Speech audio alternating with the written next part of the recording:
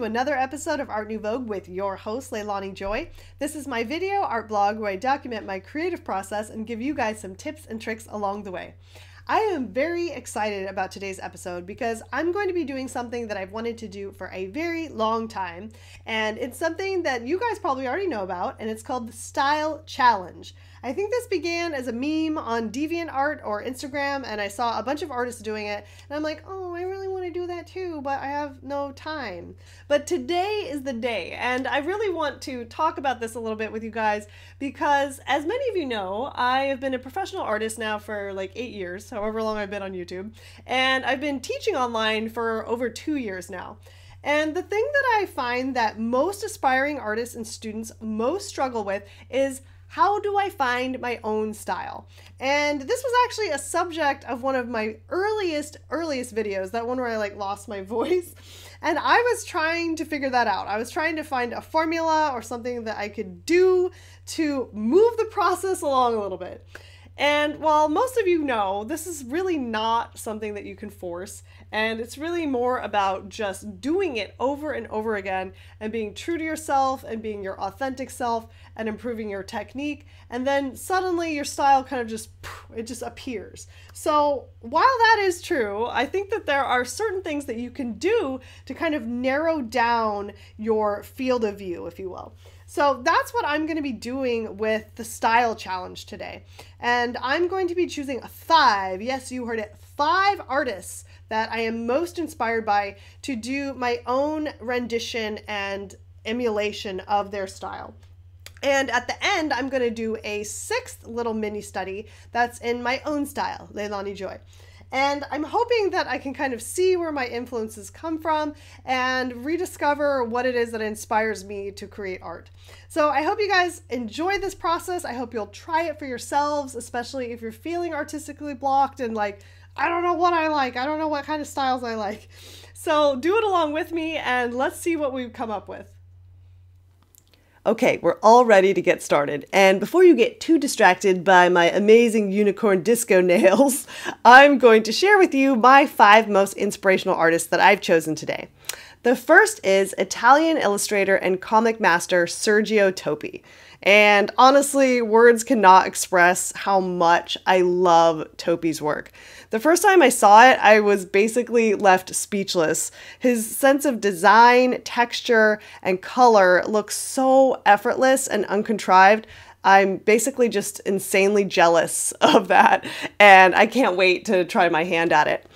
The next artist that I have chosen is mangaka and original creator of Sailor Moon, NAOKO TAKEUCHI. In my lifetime, this is probably the artist that I have already copied the most. And after I saw 1 episode of Sailor Moon, I was hooked.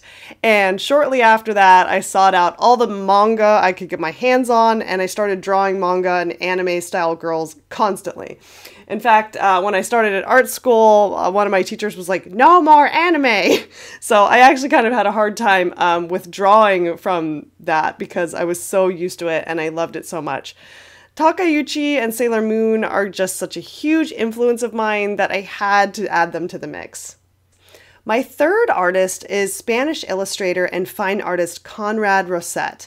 Now, I don't currently have any tattoos, but after coming across the work of CONRAD ROSET a few years ago, I came very, very close to getting one, and of this image in particular, and I still might do it, in fact. I don't know, I'm afraid of needles. So, needless to say, I love his style and might possibly even make a lifetime commitment to it. It's so graceful, delicate, but it also has this sort of wild and abstract feel to it, which I really envy. I love how he does such a gorgeous drawing, and then the color just looks sort of splashed on randomly almost. I'd really like to let myself go more and be more free like that. Next up is another super duper favorite of mine, 1960s illustrator Caroline Smith. Now, almost the complete opposite of Rosette, Smith's works are incredible feats of graphic design and shape. I just adore these. It's such an iconic style that harkens back to Art Deco, which I'm also very inspired by. I love her themes, designs, and her bright colors. I really think that there is a lot of Caroline Smith influence in my own work.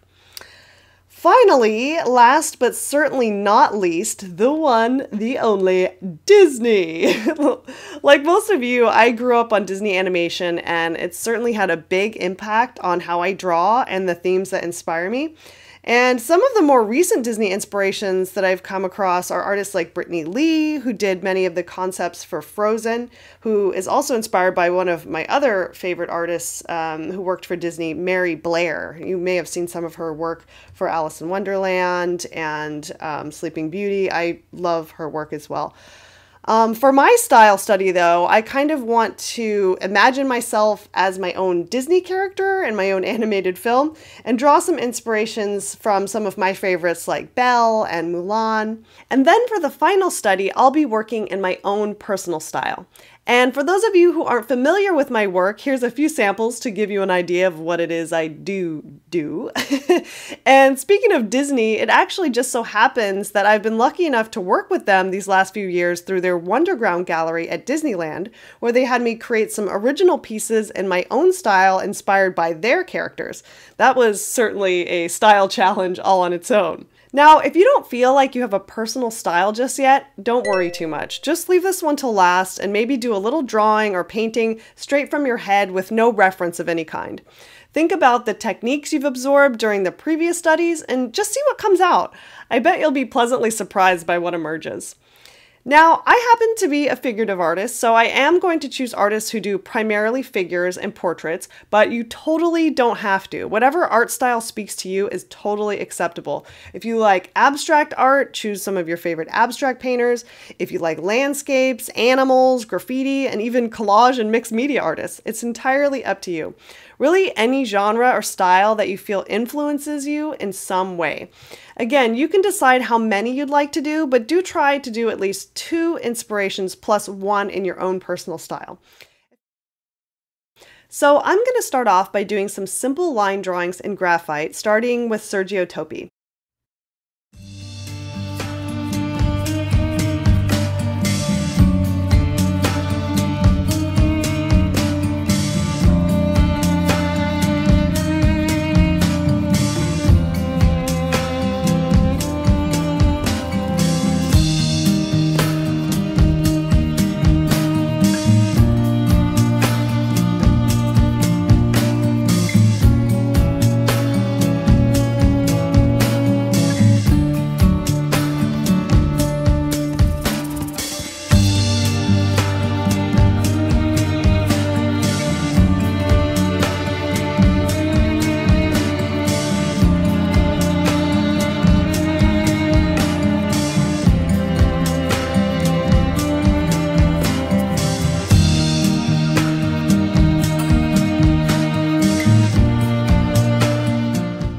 Now for this series, I've decided to do each of my little style studies as a mini self-portrait. I think it will be a really fun way to compare and contrast each of these unique styles. Now, the self-portrait part is totally optional, but I do encourage you to do the same subject matter for each style study. If you like flowers, animals, still life, whatever you prefer. It will be easier for you to see how each artist's technique differs when approaching the same subject matter.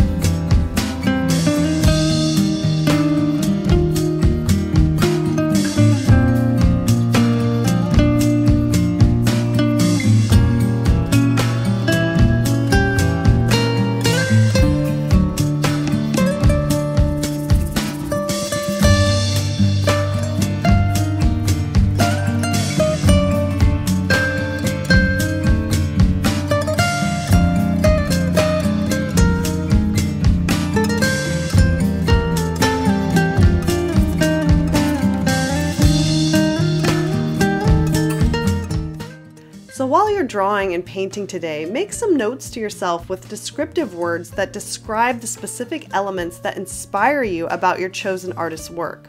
I really want this to be an inspiration page that you can return to when you're feeling lost and unsure of who you are as an artist.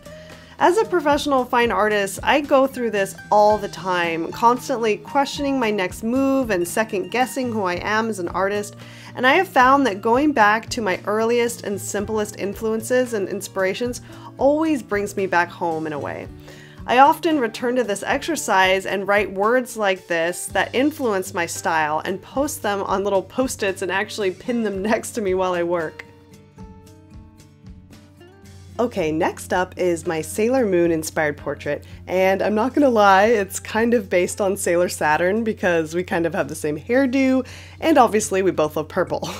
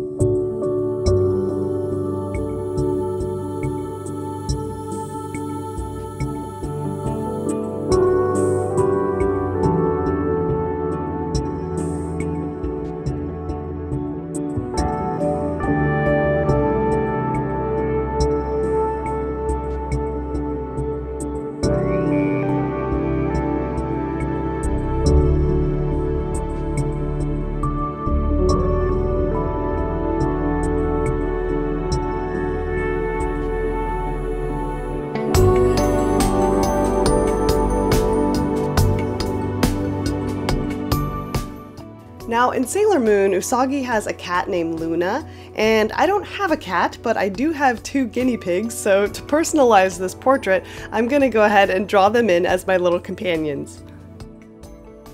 So my Sailor Moon inspired sketch is done now, and next up I'll be emulating CONRAD ROSET.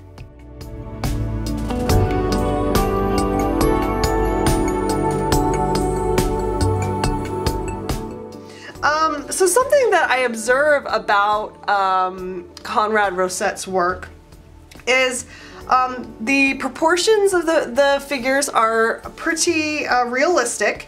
So he keeps them pretty close to realistic portrait proportions. And they almost have this feeling like, you know, if you were a kid and you just trace over magazine pictures or something, it almost has like that traced over feeling, like everything is just very, very simplified. So to achieve that look, I'm going to be using a little photo of myself here, hashtag no filter, I swear. Okay, no, only a few filters. And using some tracing paper to do a very simple line drawing.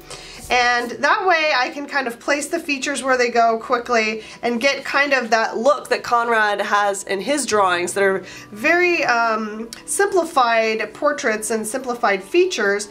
And then I can take my line drawing and transfer that to some watercolor paper to finish my portrait inspired by CONRAD ROSET.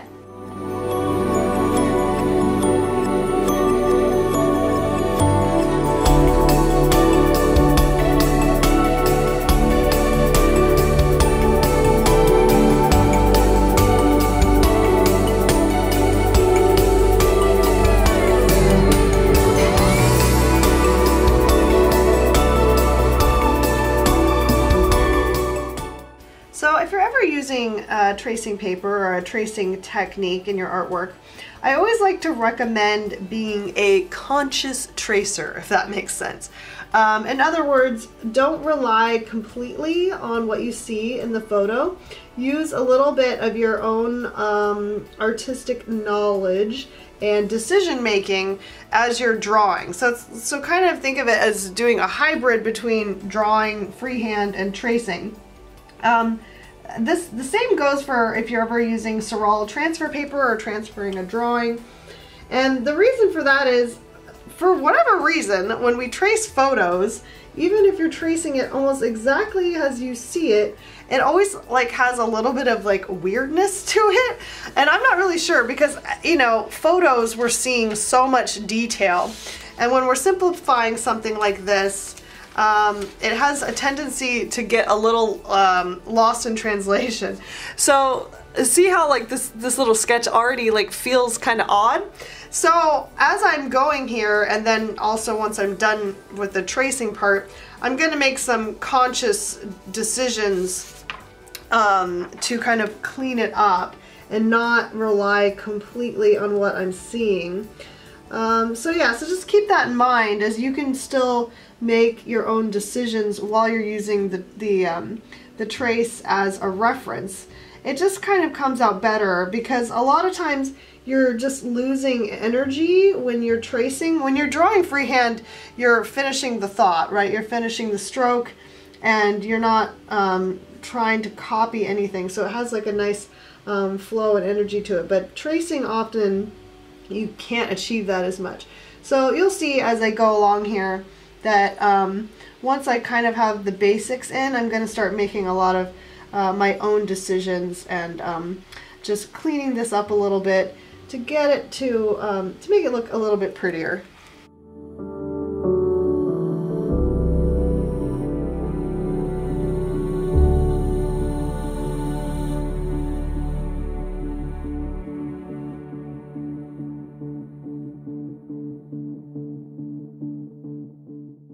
So putting the final touches on my Rosette sketch, and next up I'll be trying my hand at Caroline Smith style.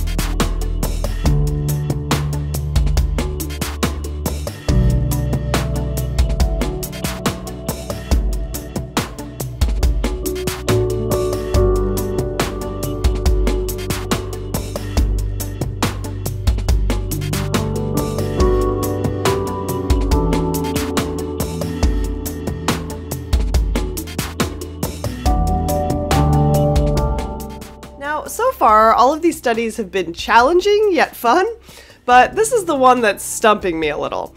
Of course, it could also be due to the fact that I started on it at like 1 in the morning when my brain was starting to short out, but I found myself erasing a lot and just having a lot of trouble emulating Smith's awesome sense of shape and design.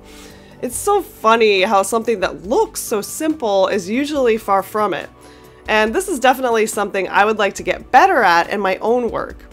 So after several failed attempts, I decided to leave this one overnight and return to it in the morning. If this happens to you, do not dismay. Trying something new is always a little uncomfortable, and remember, we're in this together.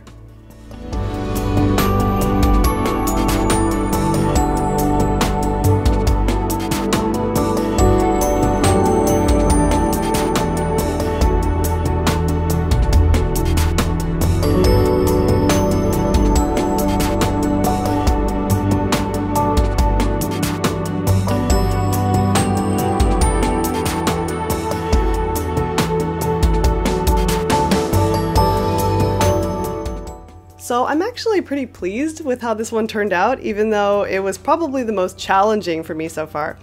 It's always good to try something out of our comfort zone because it's the only way we really learn something new. Okay, just one more inspiration to go before I try one in my own style. Next up, let's draw some Disney.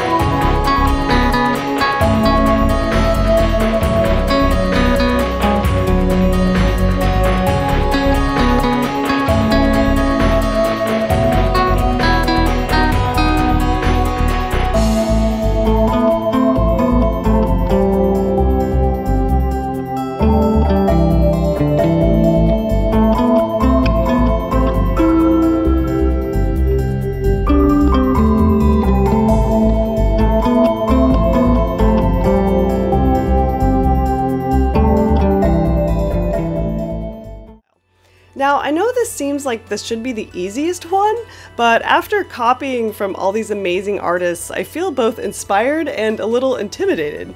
But I guess that's pretty much the natural state of being an artist most of the time, right? I guess if all else fails, I can just copy myself. Okay, but seriously, I'm excited to take all these elements that I love from my inspiration artists and think consciously about how I can implement them into my own style.